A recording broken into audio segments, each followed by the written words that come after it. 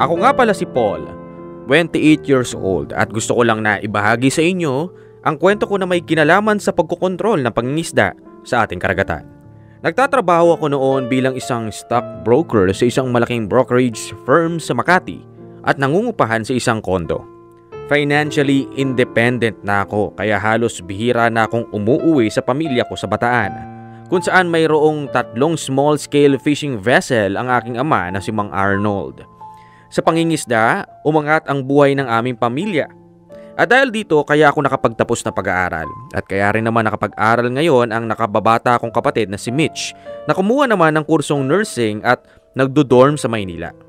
Mabigat man sa kalooban ko, kinailangan kong umuwi noon sa Bataan para katawanin ang ama kong baldado na ang kanyang kaliwang paa sa isang seminar ng mga mangingisda at may-ari ng commercial vessels patungkol sa harvest control strategy sa pangunguna ng BFAR at iba pang mga NGO.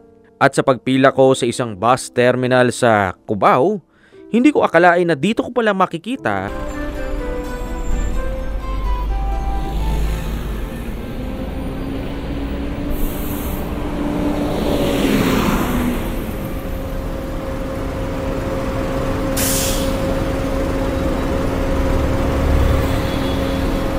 yung mga sasakay sa balanga dyan, bilis-bilis ang kilos para makabiyahe na tayo. Ang dami namang kasabayan dito sa Cubao para umuwi sa probinsya. Tagal na rin pala nung huling beses ako nakauwi.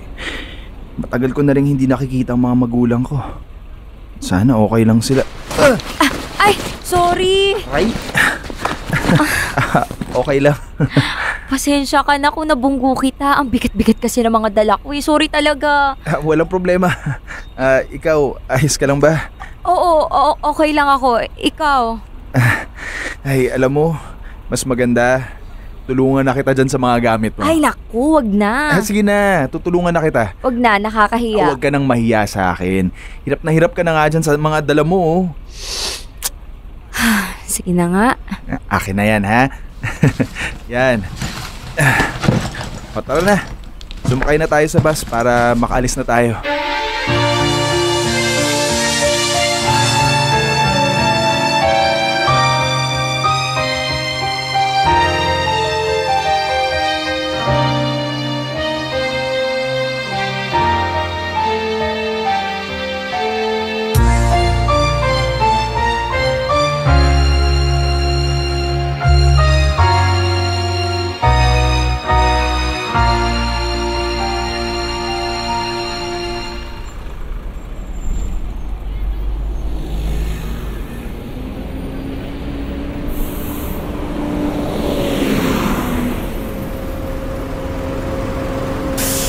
Yung mga natutulog pa dyan, nasa balanga na tayo. Ano, gising na.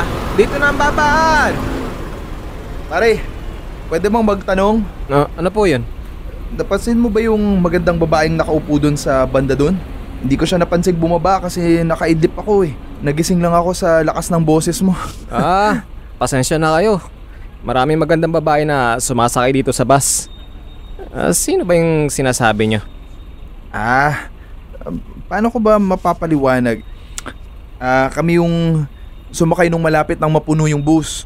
Ako yung nagbuhat ng gamit niya kasi mabigat. Siya yung nakasuot ng pula. Nasa harap mo kami nung binuhat ko yung bag niya. Ay, oo. Ang akala ko, magkasama kayo nun. Ay, hindi. Tinulungan ko lang sa buhatin yung gamit niya. Kaya pala hindi kayo magkatabi. Doon kayo umupo sa may bandang likuran. Napansin mo kaya kung saan siya nagbunta? Nako boss, hindi ko na nakita yung babaeng sinasabi nyo eh. Pasensya na po. Ganun ba? Ay boss, hindi ba yun yung babaeng sinasabi nyo? Ayan oh, may mga nakipagkita sa kanya oh. Bilisan mo at baka di mo maabutan pa. Oh sige pare, salamat ah. Ay, yun lang.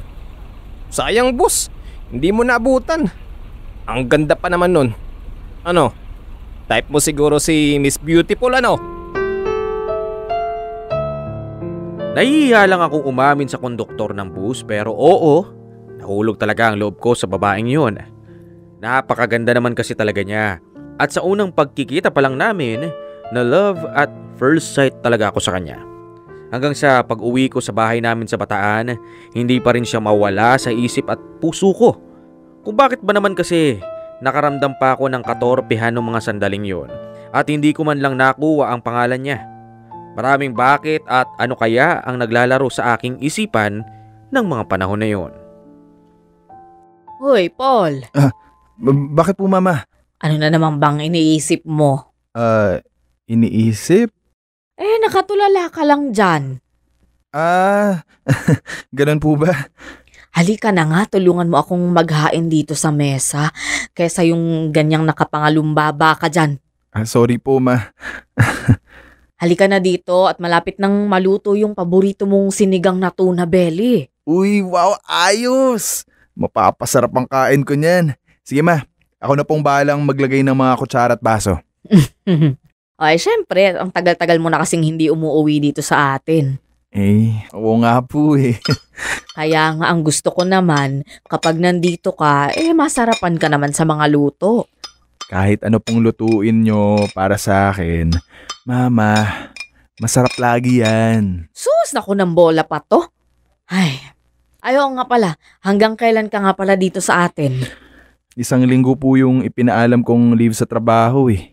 Kung hindi ka ipinatawag ng papa mo hindi ka pa siguro uuwi dito. O hindi naman po totoo yan, Mama. Sus, naku hindi raw. Kailangan ko rin naman pong mag-break. Nakaka-stress na rin po sa trabaho ko, kaya nga gustong-gusto ko na rin makauwi. Ay nako, sige na nga.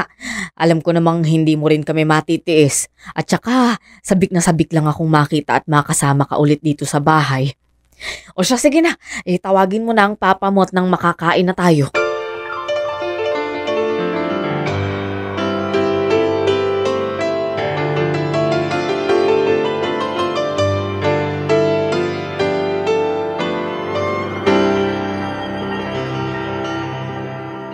Papa, kumain na po tayo. Masarap yung nilutong ulam ni Mama oh. Sige anak. Kanina pa ako nagugutom Lena, abay baka talaga magluto. Ang sarap. Ay nako Arnold, pati ba naman ikaw? Inuuto pa ako? Hindi ka naman inuuto. Sinasabi ko lang talaga ang totoo. Paul. Ano po yun pa? Narinig ko yung usapan nyo ng mama mo kanina. Ang sabi mo, nai-stress ka sa trabaho. Opo. Pero ganun lang po talaga yung trabaho namin Naisip ko lang naman na ano kaya kung manatili ka na lang dito sa amin. Ano po? Tulungan mo na lang ako sa pamamahala ng mga bangka natin. Masarap namang maging mangingisda Papa, napag-usapan na po natin to Alam ko naman yun, anak. Pero kasi, ikaw lang talaga ang pwedeng magmana ng kabuhayan natin kung sakaling mawala ako dito Papa sa mundo. naman. Sa simula pa lang, alam nyo na po kung ano yung ayaw at kung ano yung gusto ko sa buhay. Kaya nga po ako naging stockbroker Ayoko ng trabahong malansa. Anong sinabi mo? Paul, huwag ka namang magsalita ng ganyan sa papa mo. Totoo lang naman po yung sinasabi ko Ang gusto ko yung malinis na trabaho. Ayoko pong manatiling isang mangingisda. Ayoko maging anak ng dagat habang buhay. Bakit? Ano bang marumi sa pangingisda? Marangal naman yung pamumuhay namin dito. O sige, sabihin na nating malansa nga at amoy dagat ang trabahong to. Pero huwag mo sanang kalimutan na yung lansa ng isda na yan at amoy dagat na yan ay nagpaaral sa iyo ngayon at sa mga kapatid mo at bumuhay sa pamilya natin. Noon pa man, pinagtatalunan na namin ni Papa ang tungkol sa bagay na to. Pinipilit niya akong hawakan ang negosyo niya pero hindi talaga ako interesado. Kaya lang, napagtanto ko na napasobra na rin naman ako sa naging reaksyon ko. Hindi tama na umabot pa sa pang-insulto ang pagtanggi ko sa aking ama. At totoo naman ang mga sinabi niya. Ang pangingisda ang bumuhay sa aming pamilya at naging dahilan kung bakit ako nakapagtapos sa pag-aaral. Humingi rin ako ng tawad sa kanya at ipinaliwanag na hindi ko intensyong saktan ang kalooban niya. Gusto ko lang na maintindihan niya na may sarili akong plano para sa buhay ko na hiwalay sa buhay dagat na gusto niya para sa akin. Pero pinaalalahanan niya akong huwag kong kalimutan ang aking pinagmulan. Hanggang sa dumating na nga ang araw na dadaluhan ko ang isang seminar.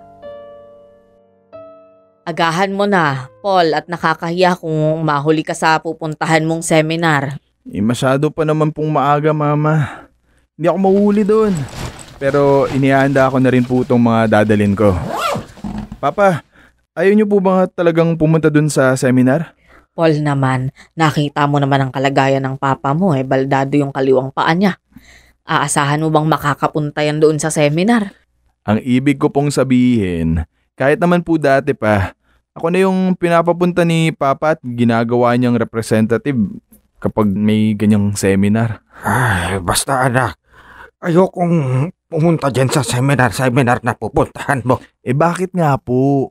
Dahil siguradong mapag-uusapan na naman dyan sa seminar na tinatawag nila dyan yung harvest strategy. Hindi ko maintindihan. Ang gusto nila mangyari. Harvest strategy? Ano po yun? Kwan. Gusto daw nilang kontrolin yung pangingisda namin. Dahil daw sa paraan ng pangingisda na ginagawa namin. Pati maliliit o yung mga bata pa na mga galunggong nahuhuli. Kapag daw nagpatuloy daw darating ang panahon na mauubos yung mga galunggong. Ewan ko ba? Baka naman po may punto rin sila, Papa. Kung maliliit o immature ang nahuhuling mga isda, hindi nga naman makakapag-reproduce ang mga isda. Di po ba nasabi nyo na rin na maraming taon na ring bumababa na ang huli nyo ng galunggong? Bahala sila. Kahit ano pa man ang sabihin nila dyan, may sarili akong pananaw pagdating sa kanyang bagay. Naghahanap lang po siguro sila ng makabagong paraan sa pangingisda. Sa lahat naman po ng trabaho, pamumuhay, nangyayari po yan Kahit anak, hindi ba ako mapipilit dyan? Kahit kailan, hindi ko maintindihan yung harvest squad nila dyan na strategy. Ano po ba yung sarili nyong pananaw tungkol dyan? Para sa akin, laging nandyan yung biyaya ng dagat. Hindi mawawala yan. Hindi mauubos. Talaga po palang malaki ang tiwala nyo na hindi mauubos ang pwedeng mahuling isda sa dagat. Matagal ko nang kinabubuhay to, anak. Kaya sa amin ang nagsasalita sa seminar na yan, mas alam ko yung sinasabi ko. Hindi ko naman po kayo pinagdududahan dyan. Kahit pasabihin nilang maliit o yung bebe, yung mga nahuhuli naming galunggong, immature, hindi ko maintindihan. Hindi mauubos yan sa dagat. Tandaan mo, Paul, anak, hanggat may dagat, mayroong mahuhuling isda.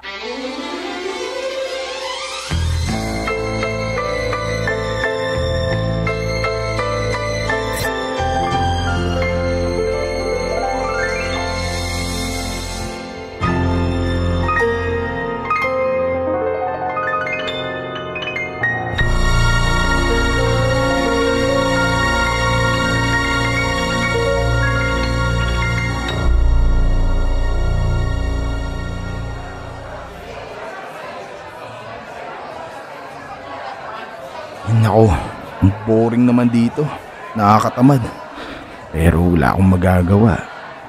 Ako yung pinapupunta dito sa seminar Ay, mabuti na lang may magandang babae dito sa seminar. Uy, teka. Kilala ko to Siya nga yun. Lapitan ko nga. Hi, miss. Hi. Naalala mo ba ako? Sorry, pero magkakilala ba tayo? Di ba sumakay ka ng bus galing Cubao papunta dito sa Bataan? Oo. Ako yung kasabay mo. Kasabay?